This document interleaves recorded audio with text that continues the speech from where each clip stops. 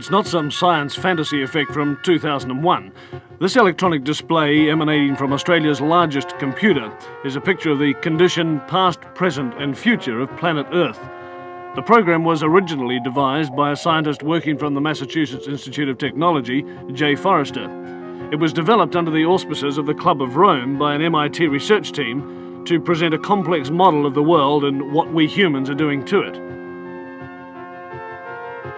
The program, called World 1, doesn't pretend to be a precise forecast. What it does for the first time in man's history on the planet is to look at the world as one system. It shows that Earth cannot sustain present population and industrial growth for much more than a few decades. It shows that simply cleaning up our car exhausts and making some small effort to limit our families simply isn't enough. It's like an electronic guided tour of our global behaviour since 1900 and where that behaviour will lead us. Well, this is the printed version of what we've just seen on the television screen. And what looks at first to be just a maze of computer characteristics is really a system of very simple graphs which project what's going to happen to the planet over the next 150 years if we don't do something drastic to stop it. Down the left-hand side of the graph is the date, 1900, 1940, 1980, 2020, right down to 2060. Now, each of these lines of letters represents a curve showing some aspect of the condition of the planet.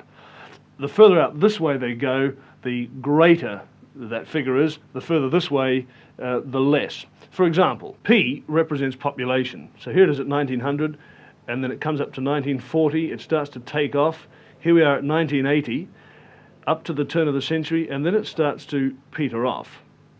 Let's now have a look at this next curve, the Q curve, which is the quality of life. And this is represented by, for example, the amount of space people have, the amount of money they have to spend, the amount of food they have to eat.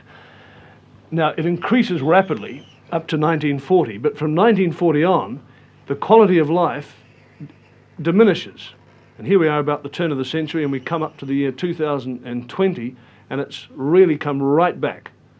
More people, of course, means that you start to chew up your supply of natural resources. And this is this curve here, the N curve. And it shows that slowly but steadily, the pool of natural wealth in the world, natural resources, minerals, oil and so on, is slowly but steadily diminishing.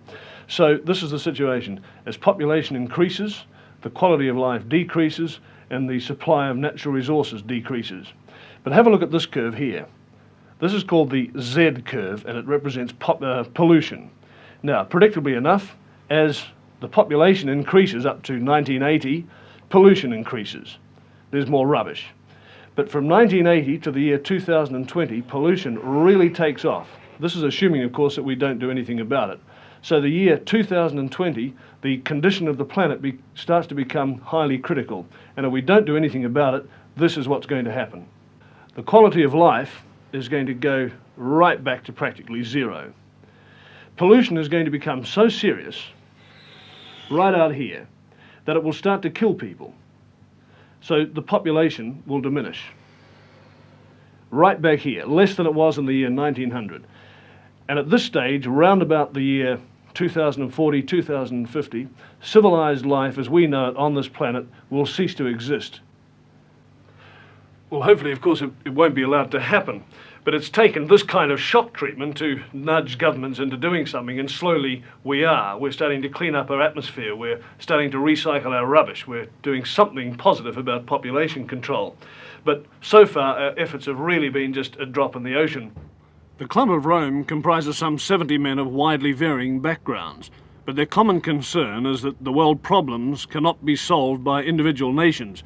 I spoke with Professor Hugo Tiemann, Director of the Battelle Institute, Geneva, Dr. Aurelio Pache, founder of the club, and Dr. Alexander King, Director of the World Bank and the United Nations OECD. Dr. King, now you're describing the world as a closed system where all these things are interrelated, and yet the government, the control of the system is by individual nation states. Now, how do you convince them to cooperate?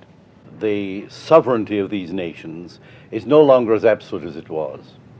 There's a gradual diminishing, whittling away of sovereignty, little bit by little bit. Especially, of course, in the smaller countries where it's more obvious. But the bigger countries have to do a good deal of this by agreeing to international arrangements for the law of the seas, or for the limits of fishing, or for control of the wavelengths in radio, and 101 other things. But especially in the technological field, I think this is going to be increasingly so because of developments next year.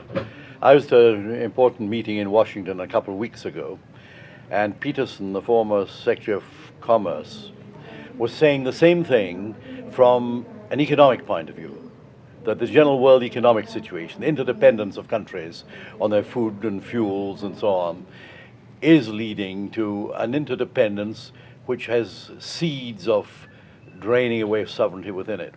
So I don't think one can envisage an idealistic of jumping to a world federalism or anything of that sort. But the building up probably in the next decade in a number of particularly sensitive fields like energy, raw materials, the use of the oceans, space and so on, of a number of what people are tending to call regimes, which will not be ordinary United Nations type of organizations, but semi-management organizations. There'll be a great deal of consent in them. Dr. Bachet views the European common market as an elementary example of the kind of regional cooperative which is going to be necessary. What responsibilities does he see for Australia? Australia, you are in a splendid position. What should we do? You have food, energy, space. You are distant from other centers, so you can, for a longer time, feel rather more independent than interdependent. But things of the world are going so fast that I think that an enlightened leadership in Australia should see down the road that Australia will have to lose some of its on self-decisions in order to acquire something else which may be purely political in very wide sense, or maybe also security. The Club of Rome is reluctant to point the finger at any one nation.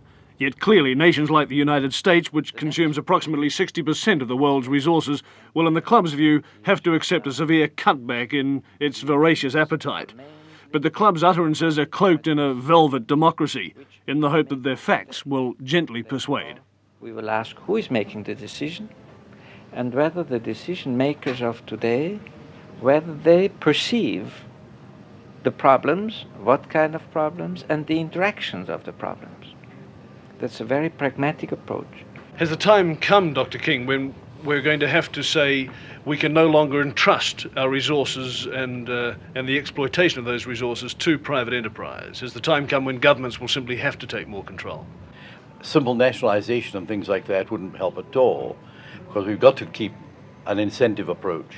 And many of the good aspects of private enterprise are very necessary here, but not in the old exploitative way where the market forces dominated the whole situation. Dr. Pichai, can you tell me what my lifestyle will be in 100 years' time? What sort of car I'll drive, what sort of house I'll live in, what sort of food I'll be eating? Probably you will have a smaller car. You will use more common transport means. You will work many far less hours. You will have a wider cultural possibilities that today. You will not be so much pressed by immediate needs, because through technology, organization of the markets, the basic needs will be taken care of. And I think that you will love nature and continue then what I think you are doing now to protect our environment, to avoid this man-made world where the creatures of nature, the animals, the plants, the green spaces, the wildernesses are bound to disappear. To the Club of Rome, the status symbols of the year 2000 will be the inverse of today's. Prestige will stem from low consumption. That personal consumption will have to be less is plain enough. But for that privation to be seen as prestigious would seem to indicate some radical rethinking, at least for the fat cats of the planet.